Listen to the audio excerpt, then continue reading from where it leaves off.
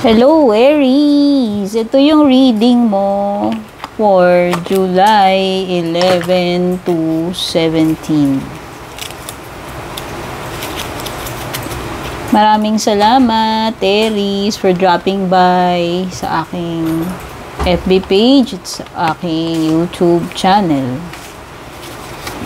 Maraming salamat sa support sa mga taga-subaybay natin dito sa Pinas at saka sa ibang bansa, no? Salamat sa inyong mga comments, yan. Yan, mga nakikita ko from Europe, from Saudi, Hong Kong, etc. If you're new here, don't forget to subscribe, like, or follow. Regarding personal readings, ayan. Tignan nyo na lang yung screen, lahat ng details na kailangan nyo about personal reading ko. Kung gusto nyo mag-book, mag-avail, dumiretso sa FB page. Basahin yung mga nakasulat sa description ng video. Shout out sa ating mga YouTube channel members: Juliet, Saito, Mildred, Miyatake, Julian, Gonzal, Alejandra, Arguedo, Bellovitos, Yo Divine, Maya 2.6. At sa ating mga FB page, subscribers: Alicia, Chancellor, Aida Manuel, Jovel Salvador, Mayan, Agkis, at saka si Miss Jennifer. Yan. Salamat. Wait lang, guys. Meron akong mga ano dito.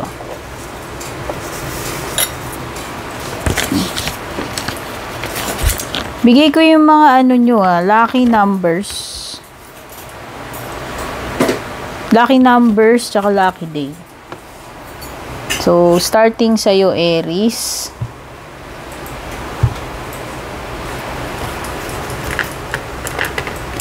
Lucky numbers, ay lucky day mo Thursday. Lucky numbers mo 41, 21, 3, 13, 14, tsaka 48.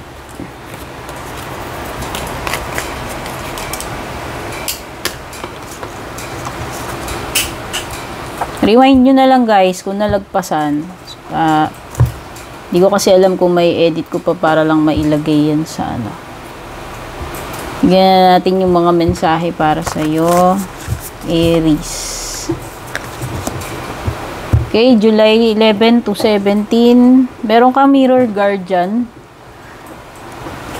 Take time to reflect daw, Aries.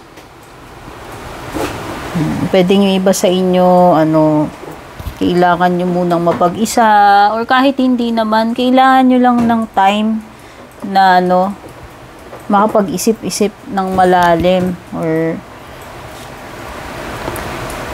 makapagmuni-muni kung ano man yung ipinagmumuni-muni ninyo, Kailangan mo ng time to reflect on your strengths, tsaka kung ano man tong mga challenges, or kung kamusta na ikaw, kamusta na yung progress mo. Okay, how far you've come, yun yung parang minumuni-muni mo dito. Okay. It's also time to reflect on how lucky you are, kung ano yung mga blessings na meron ka.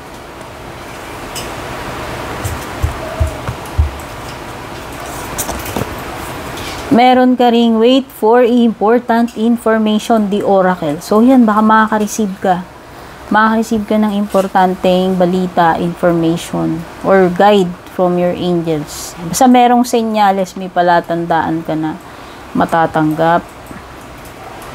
Kaya mag-pay attention sa mga signs, symbols, signals na maaaring nakikita ninyo.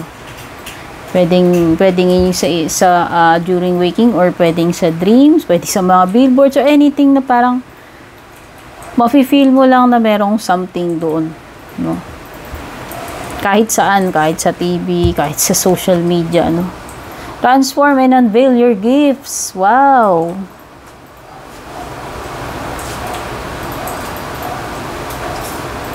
Pwede ka may marireceive, Hindi lang information. Parang merong gift na matatanggap. Yan, Meron kang mga madidiscover na strengths mo, or kung ano man itong mga biyaya na to, skills, talent na meron ka. Meron kang kakayahan na baguhin yung bad situation into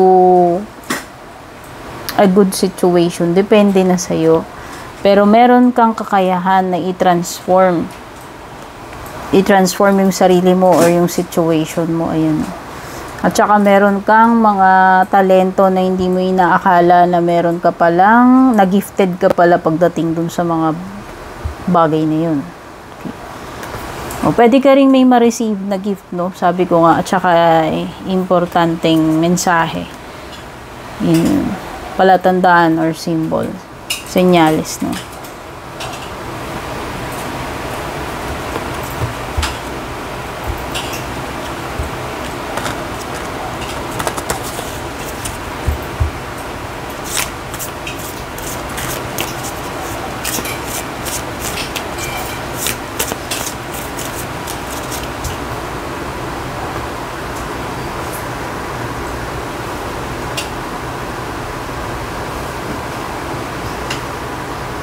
Using ko lang, wait lang.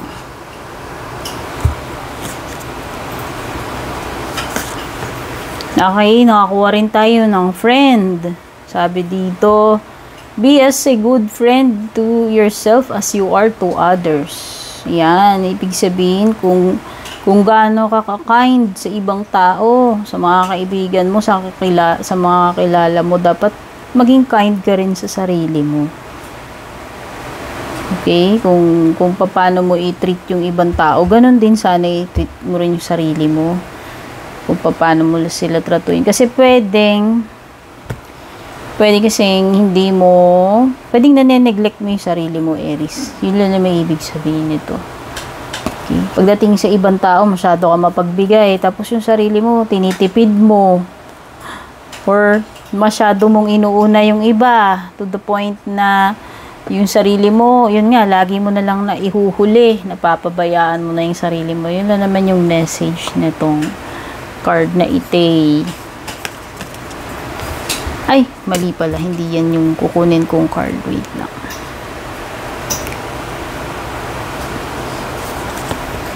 Meron ka ring growth. Wow! So, kung ano mang projects meron ka, pwedeng sa career or kung ano man itong bagay na pinag-investan mo ng iyong time, effort, or money ay magkakaroon ng growth. May progress, may pag-asenso, pag-unlad. Okay, pag-i-improve. O, evolution starts when you leave your comfort zone. Get comfortable with being uncomfortable. Minsan kailangan nating mag-live sa ating comfort zone, Aries. Kung gusto natin na may marating tayo or kung gusto natin na mabago yung estado natin or magkaroon tayo ng success or achievement. No? Kumbaga, hindi ka mag-e-evolve, magle-level up kung andun ka lang ng andoon sa iyong kuweba, kaya lumalabas. Kasi takot kang mag-fail, ibig sabihin, takot kang mag-try. So, this time, sinasuggest sa'yo nitong card na ito, na kung gusto mo na meron kang ma-achieve, kailangan mo mag-live sa iyong comfort zone na pinagtataguan mo ngayon. Kailangan mo talagang makipagsapalaran. Meron ka ring love.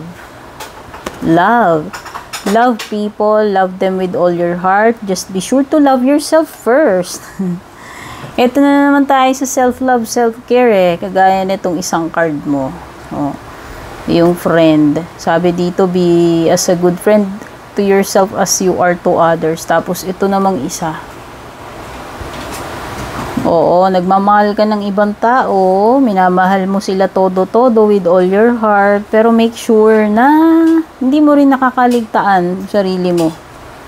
Namahalin mo rin yung sarili mo. Importante rin yun. Diba? Kung gaano mo kamahal yung ibang tao, dapat yung sarili mo, mahalin mo rin, hindi yung ibinigay mo na lahat sa kanila. Tapos ikaw naman, hindi mo na alam mo yon, sarili mo na yung nakalimutan mo, napabayaan mo. parang sa self-respect din, di ba? Hindi mo ma-expect na respetuhin ka ng ibang tao kung sarili mo hindi mo mairespeto. Yun din yung parang ganun din.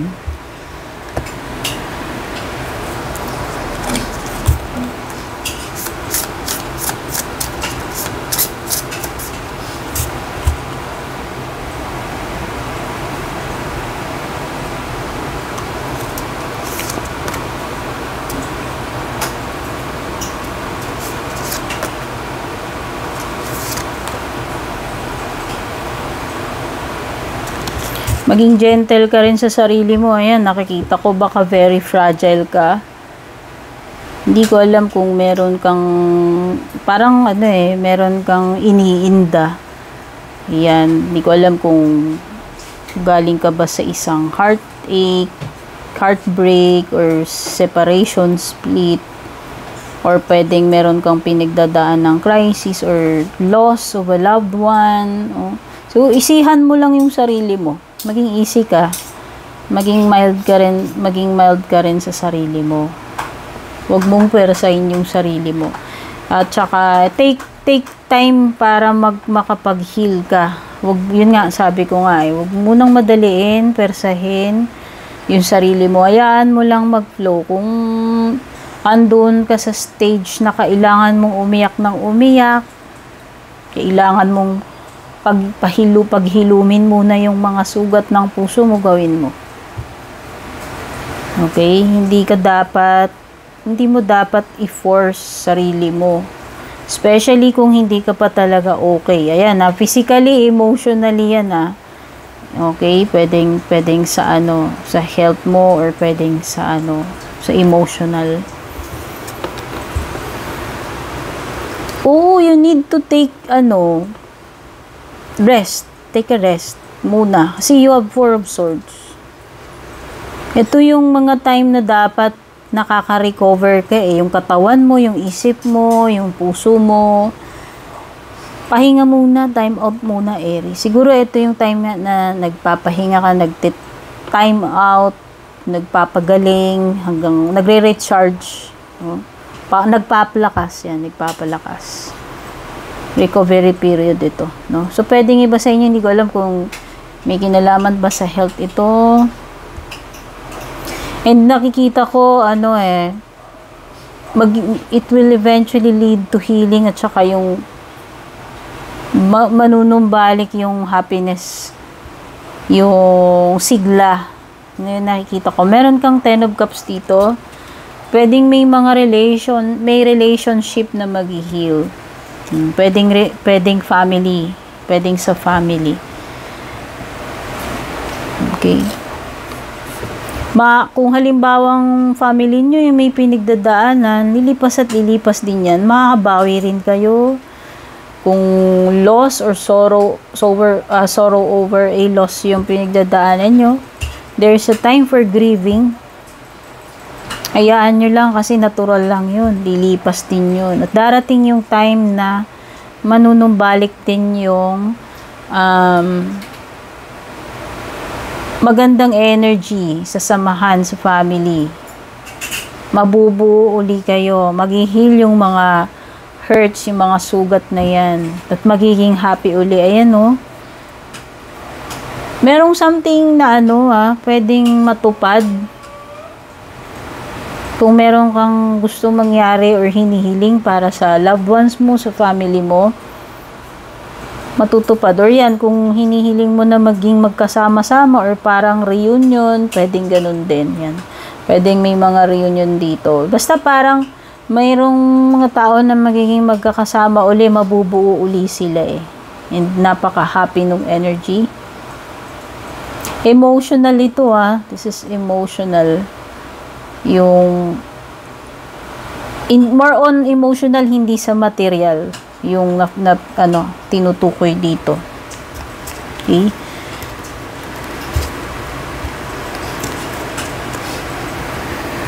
Ay, wait lang, nahulog. Sama ko na nga to. Lumalabas yung 4 of Wands. Sama na natin. Ayan. May mabubuo talaga, promise. Oo, magiging masaya na uli ang lahat. Magiging buo na yung family. Merong something na ipinagsi-celebrate dito, no? Hindi ko alam kung ano tong magandang pangyayari na ito.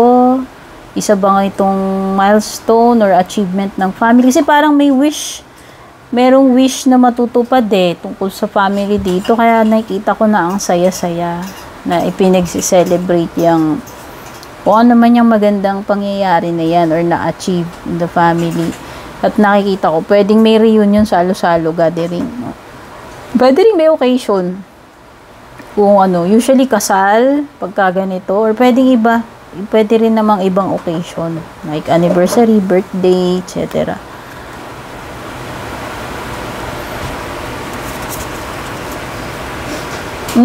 Saya talaga. Ay, sorry. 5 of ano pala to? Sorry, bago kasing deck ko 5 of wands pala to. Pero yun na nga, same energy rin yung napipick up ko. After ng mga away-awayan, gulo-gulo or conflict, kung nagkaroon man ng drama-drama, mga problema sa pamilya, maayos at maayos yan, napalitan ng 4 of wands Ayan tingnan mo, halos pareho. Hindi ko alam kung may piyesta dyan o okasyon kasi parang may ganun din. Parang may mga party-party dito, gathering, ayan. Or handaan, happy-happy. So, nakikita ko after ng mga, conflict is magiging masaya ulit.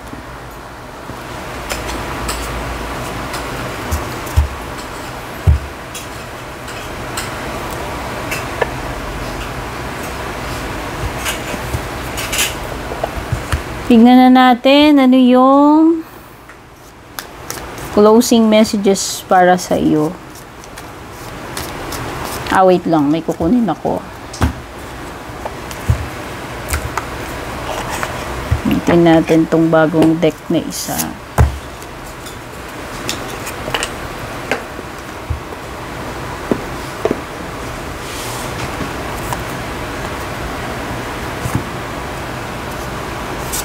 Tignan natin yung angel message or angel number para sa iyo. Aries.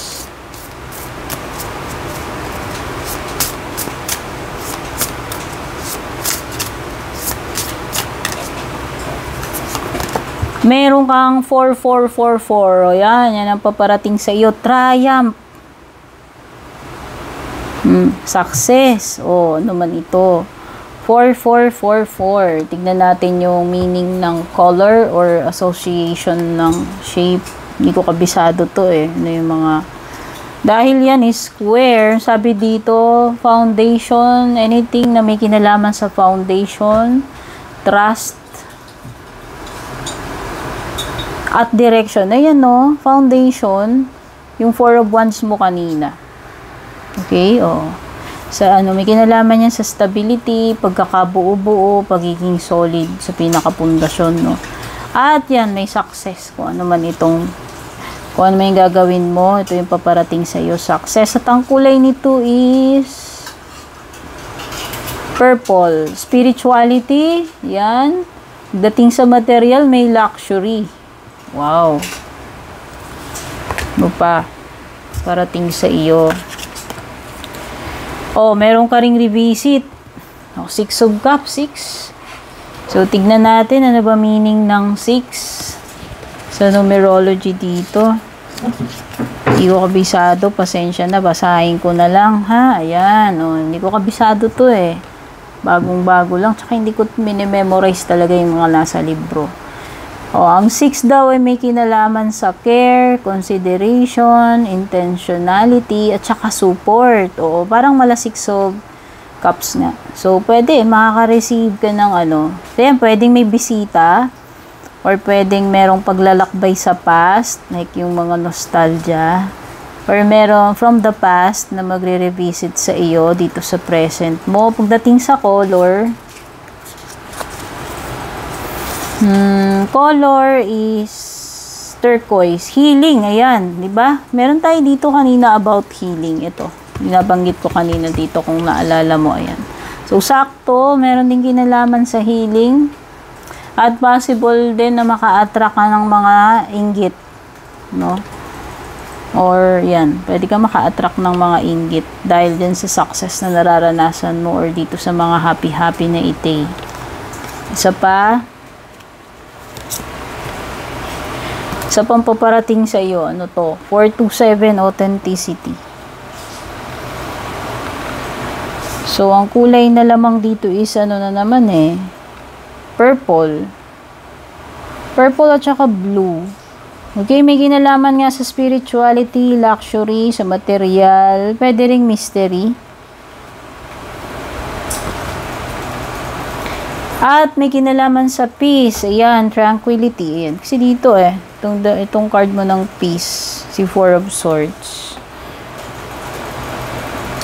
Security din, or minsan fear, yan, kung may mga fear ka na mararanasan. Kasi ito yung mga paparating sa'yo. So, number 4, maraming number 4 sa'yo. Yun nga yun, yung 4 is about yung parang mga haligi, yan, foundations, protection, pagiging practical, at kailangan ng hard work. Yan, yung effort.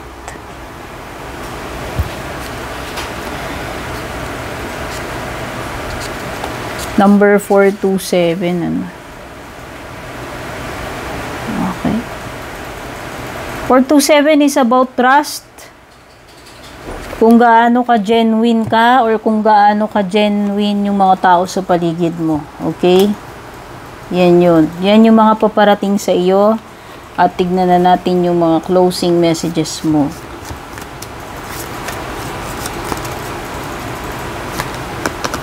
Ang nahugot natin ay free spirit. Sabi dito, doors will open for you now. Wow, may mga magbubukas na possibility/opportunity para sa iyo.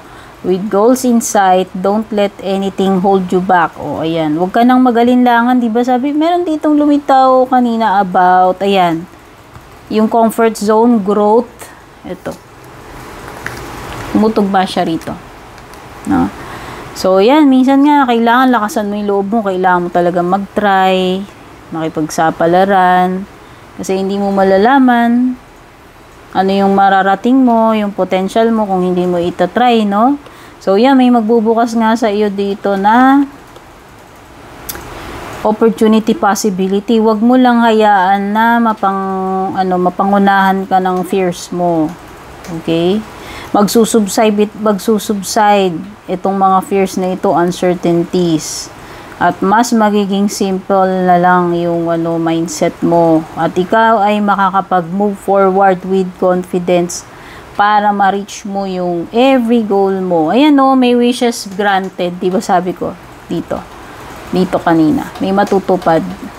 Diba? So, ang iyong affirmation ay move forward with confidence. So, ayan yung mantra mo. Okay, thank you so much, Aries. Don't forget to like, share, follow, subscribe. Take care.